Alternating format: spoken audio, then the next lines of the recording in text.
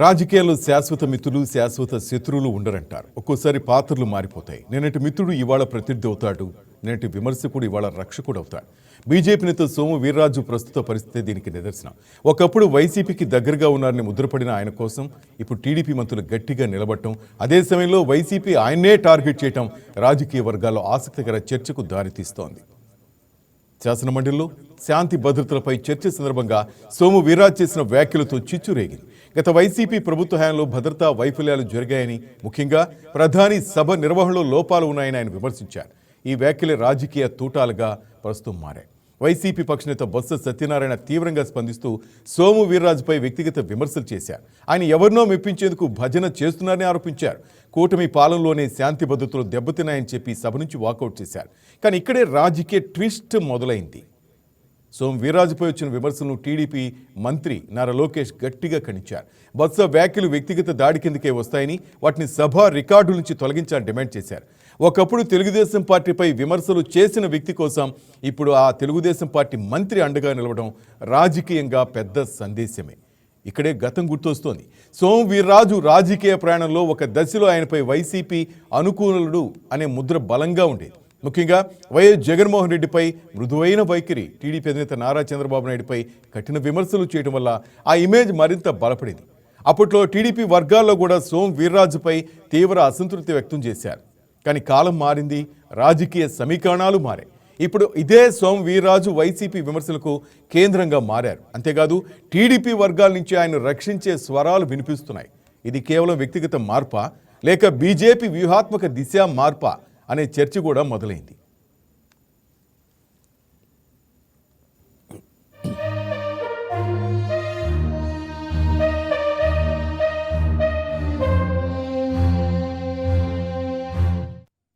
రాజకీయ విశ్లేషకుల అభిప్రాయం ప్రకారం సోము వీర్రాజు ప్రస్తుతం 3 దారుల మధ్య నిలిచిపోయిన నాయకుడిగా కనిపిస్తున్నారు. ఒకప్పుడు సన్నిహితంగా భావించిన వైసీపీ ఇప్పుడు విమర్శిస్తోంది. గతంలో విమర్శించిన టీడీపీ వర్గాలు ఇప్పుడు రక్షణగా నిలుస్తున్నాయి. ఇది రాజకీయాల్లో స్థిరమైన మిత్రులు శాశ్వత శత్రువులు ఉండరనే సిద్ధాంతానికి ప్రత్యక్ష ఉదాహరణగా చెప్తున్నారు అందరూ. ఇంకో కోణం కూడా ఉంది. కేంద్రంలో బీజేపీ బలం, రాష్ట్రంలో కూటమి రాజకీయాలు, భవిష్యత్తు ఎన్నికల సమీకరణాలు అన్నీ కలిసి కొత్త సమీకరణాలను రూపొందిస్తున్నాయి. ఈ నేపథ్యంలో సోము వీర్రాజు లాంటి నేతల పాత్ర మరింత కీలకంగా మారే అవకాశం ఉందని విశ్లేషణలు చెప్తున్నాయి. మొత్తానికి ఈ ఘటన ఒక వ్యక్తిపై జరిగిన వ్యాఖ్యల వివాదం మాత్రమే కాదు, మారుతున్న రాజకీయ సమీకరణాల అర్థం. నిన్నటి మిత్రులు ఇవాళ విమర్శకులయ్యారా? తాను తిట్టిన వాళ్లే ఇప్పుడు అండగా నిలుస్తున్నారా? లేక ఇది రాజకీయ అవసరాల మార్పేనన్న ప్రశ్నలకు సమాధానం రానున్న రోజుల్లో స్పష్టమయ్యే అవకాశం ఉంది. ఆంధ్రప్రదేశ్ రాజకీయాల్లో పాత్రలు మారుతున్నాయన్న సంకేతాన్ని మాత్రం ఈ సంఘటన స్పష్టం చేసింది. చిలకలూరుపేట కూటమి సభ జరుగుతుంది. ప్రధానమంత్రి వచ్చి అక్కడ మాట్లాడారు. ఎంత డిస్టర్బెన్స్ అధ్యక్ష! పోలీసులు సభ జరిగిన తీరు, వెంటనే సభ అయిన తర్వాత ఏ మాత్రం కూడా దాన్ని కంట్రోల్ చేయలేదు వైసీపీ ప్రభుత్వం. ఆవేళ పిఎంఓ ఆఫీస్ నుంచి ప్రధానమంత్రి సభని సరిగా నిర్వర్తించినటువంటి ప్రభుత్వం ఇది అనే విషయాన్ని నేను స్పష్టంగా తెలియజేస్తున్నాను. అదే ఎస్పీ మీరు సరైన ప్రొటెక్షన్ ఇవ్వలేదు, అవునా కాదా? ఆ ఎస్పీ ట్రాన్స్ఫర్ అయిపోయాడు అధ్యక్ష. ఆ ఎస్పీ దయచేసి వారు మాట్లాడుతున్న మాట, ప్రధానమంత్రి గారి సభను వచ్చి అప్పుడున్న ప్రభుత్వం వచ్చారంటే ప్రధానమంత్రి గారు ఎన్నిసార్లు వచ్చారు, ఎన్ని సభల్లో ప్రధానమంత్రి గారు గౌరవించామని తెలుసుకుని మాట్లాడారు. దయచేసి ఏదో అవసరం కోసమని వాళ్ళు ప్రే చేయడానికి వాళ్ళు భజన చేద్దాం అనుకుని గౌరవ సభలు అనుకుంటే ఐఎమ్ సారీ, భజన మాటలు తెలుసుకుంటారు కానీ ఇది మాత్రం ధర్మం కాదు అధ్యక్ష. మాట్లాడటం అది ధర్మం కాదు అధ్యక్ష. మీరు ప్రధానమంత్రి గారి సభని ఈ సభ తీసుకోవడం కాదు అధ్యక్ష.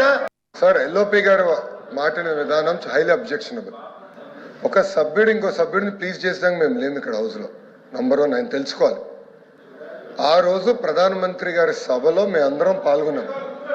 ఆ రోజు మేము ఎంత ఇబ్బంది పడ్డాం మాకు తెలుసు. కనీసం భద్రత కల్పించలేదు, బ్యారికేడ్లు విరిగిపోయినాయి. ఆనాడు ప్రధానమంత్రి గారు మాట్లాడుతున్న సమయం మైక్ కూడా కట్ అయింది. దాని తర్వాత కేంద్ర ప్రభుత్వం నోటీస్ జారీ చేసి అధికారుల్ని కూడా సస్పెండ్ చేసిన విషయం దయచేసి ఎల్ఓపి గారు తెలుసుకోవాలి అధ్యక్ష. ఇప్పుడు ఎల్ఓపి గారికి ఇది ఒక అలవాటు అధ్యక్ష, ఆయనకు ఫ్యాషన్ ఈ తలుపు నుంచి వస్తారు, ఆ తలుపు నుంచి రైట్, ఇవాళ శాసన మండలిలో జరిగిన ఈ సంఘటనపై ఇటు టీడీపీ సపోర్టు సోము వీర్రాజుకు దక్కింది. రైట్, మొత్తం మీద ఈ సంఘటన గురించి మన అప్డేట్స్ మా కరెస్పాండెంట్ రాజేష్ నాడు తెలుసుకుందాం. రాజేష్, చెప్పండి.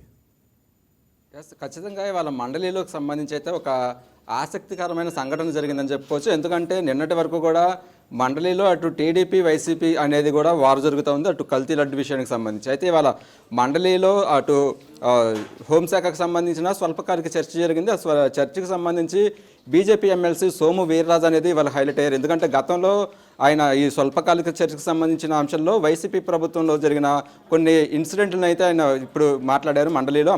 దానికి సంబంధించి కూడా ప్రధానంగా అటు ఎలక్షన్స్కి ముందు బీజేపీ, టీడీపీ, జనసేన 3 పార్టీలు కూడా కలిసి రాష్ట్ర వ్యాప్తంగా కూడా ప్రచారం చేసినాయి. అయితే చిలకలూరుపేటలో జరిగిన ప్రచారానికి అటు ప్రధాని మోదీ చీఫ్ గెస్ట్గా హాజరయ్యారు. దాంతోపాటు అప్పుడు చంద్రబాబు అలాగే పవన్ కళ్యాణ్ కూడా హాజరయ్యారు. అయితే ఈ ఇన్సిడెంట్ సంబంధించి వచ్చి ఆ బహిరంగ సభకు కొంత సెక్యూరిటీ ప్రాబ్లం అనేది వచ్చింది. ఎందుకంటే అటు ప్రధాని మోదీ స్థాయిలో వచ్చినప్పుడు అక్కడ ప్రజలను కంట్రోల్ చేయడంలో కావచ్చు, అలాగే అక్కడ మైక్ సిస్టమ్ కావచ్చు, పూర్తిగా అక్కడ ట్రాఫిక్ సంబంధించిన సెక్యూరిటీ అయితే కొంత ఇబ్బంది కలిగిన పరిస్థితి అయితే ఉంది. వైసీపీ ప్రభుత్వ హయాంలో ఇది సంఘటన జరిగింది. అయితే వాళ్ళ శాంతి భద్రతకు సంబంధించిన అంశం కాబట్టి మండలిలో వాళ్ళ సోము వీర్రాజు దీని గురించి మాట్లాడడం, అప్పుడు ఎస్పీని కూడా వెంటనే బదిలీ చేశారని చెప్పేసి పూర్తిగా ఈ కూటమి ప్రభుత్వం అధికారంలోకి వచ్చిన తర్వాత శాంతి భద్రతలు అనేది చాలా బాగున్నాయి అంటూ కూడా అటు చెప్పే ప్రయత్నం ఇటు బీజేపీ ఎమ్మెల్సీ సోము వీర్రాజు కూడా చేశారు. అయితే ఇక్కడే ఒక ఆసక్తికర సంఘటన జరిగిందని చెప్పుకోవచ్చు. ఎందుకైతే ఎవరైతే ఈ సోము వీర్రాజు అనేసి అంటున్నారో, ఈ సోము వీర్రాజుని ఒకప్పుడు వైసీపీ ప్రభుత్వంలో ఉన్నప్పుడు టీడీపీ నాయకులు వైసీపీ కోవర్టుగాని కూడా చాలాసార్లు విమర్శించారు.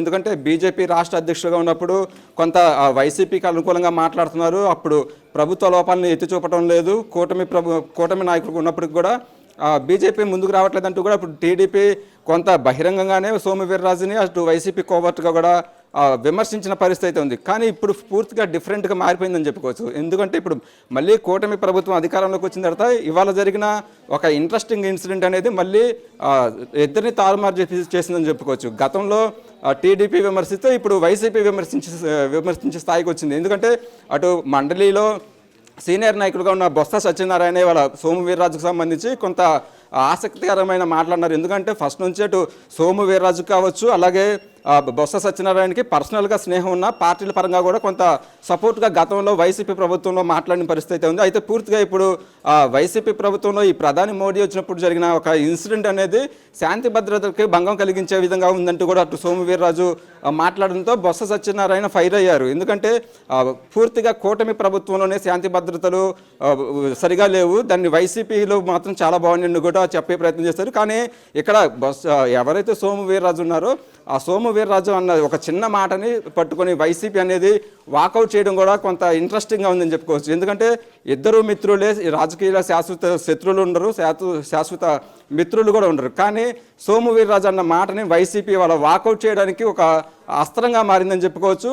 సోము వీర్రాజు అటు ఎవరికో ముప్పు పొందడానికి భజన చేస్తున్నాడు అంటూ కూడా అటు బొత్స సత్యనారాయణ మాట్లాడడం, వెంటనే సోము వీర్రాజు అన్న మాటలకు సంబంధించి వెనక్కి తీసుకోవాలి, లేకపోతే మండలి నుంచి వాకౌట్ చేస్తామంటూ కూడా వైసీపీకి ఒక అస్త్రంలాగా ఇవాళ సోము వీర్రాజు మారిన పరిస్థితి ఉంది. అయితే ఈ వైసీపీ బీజేపీ జరుగుతున్న మధ్యలో టీడీపీ ఎంటర్ అయిందని చెప్పుకోవచ్చు. అటు మంత్రి లోకేష్ మళ్ళీ ఎంటర్ అయ్యారు. పూర్తిగా సోము వీర్రాజుకు సంబంధించిన ఏవైతే మాటలు ఉన్నాయో దాన్ని పూర్తిగా సమర్థిస్తున్నాము అంటూ కూడా వెంటనే చెప్పడం జరిగింది. ఇక బొత్స సత్యనారాయణ అన్న మాటలు ఎవరికైతే భజన చేస్తున్నాడో సోము వీర్రాజు అన్న మాటలు వెంటనే మండలి నుంచి వాటిని తీసివేయాలి, తొలగించాలంటూ కూడా చైర్మన్ కలవడం అనేది కూడా ఒక ఇంట్రెస్టింగ్ సంఘటన అయితే వాళ్ళ మండలిలో జరిగింది. ఎందుకంటే ఇప్పుడు టీడీపీకి సంబంధించిన నాయకులకి సోము వీర్రాజు మంచి మిత్రుడయ్యారు. గతంలో వైసీపీకి సపోర్ట్గా ఉన్న సోము వీర్రాజు ఇప్పుడు వైసీపీకి శత్రువు అయ్యారు. అంటే రాజకీయాలకు సంబంధించిన ఒక ఇష్యూ అనేది వాళ్ళ పూర్తిగా ఒక ఇంట్రెస్టింగ్గా మండలిలో మారిన పరిస్థితి ఉంది. అయితే కల్తీ లడ్డుకు సంబంధించిన ఇష్యూ ఏదైతే ఉందో ఆ ఇష్యూ తీవ్రంగా చర్చ నడుస్తున్న సమయంలో సోము వీర్రాజు అన్న ఒక చిన్న మాటను పట్టుకొని వైసీపీ వాకౌట్ చేయడం కూడా ఒక మండలి నుంచి పారిపోయేదానికి ఒక కారణంగా ఉందంటూ కూడా అటు కూటమి నాయకులు కావచ్చు, అలాగే హోమ్ మినిస్టర్ కూడా దీని మీద స్పందించారు. మేము సమాధానం చెప్తున్నాం కాబట్టి వాళ్ళు వినకుండా వెంటనే వెళ్ళిపోయారు. ఎందుకంటే మండలిలోకి వచ్చిన తర్వాత కేవలం 2 గంటలు మాత్రమే వైసీపీ వాళ్ళు ఉంటారు. మధ్యాహ్నం భోజనం సమయం అవ్వగానే ఏదో ఒక వంగతో వాకౌట్ చేస్తారంటూ కూడా కొంత సిల్లీగా కూడా హోమ్ మినిస్టర్ మాట్లాడిన పరిస్థితి అయితే ఉంది. అయితే టోటల్ ఓవరాల్గా వాళ్ళ మండలిలో అయితే ఈ ఒక ఇంట్రెస్టింగ్ ఇన్సిడెంట్ అయితే జరిగింది. దీనికి సంబంధించి అటు కూటమి నాయకులు కావచ్చు, అలాగే బీజేపీ వైసీపీ నాయకులు కూడా ఇంటర్నల్గా కూడా మాట్లాడుకున్న పరిస్థితి అయితే ఉంది. అంటే పూర్తిగా మండలికి సంబంధించి వైసీపీ ఏ విషయం అయితే తెప్పించుకోవడానికి అవకాశం ఉంటుందో ప్రతి అంశాన్ని వాడుకుంటుంది అనేది కూడా కూటమి నాయకులు టీడీపీ అయితే విమర్శ చేస్తుంది. Srinivas, thank you Rajesh. Please subscribe to YK TV Network. Please subscribe to YK TV. Please watch YK News. Don't forget to subscribe YK News channel.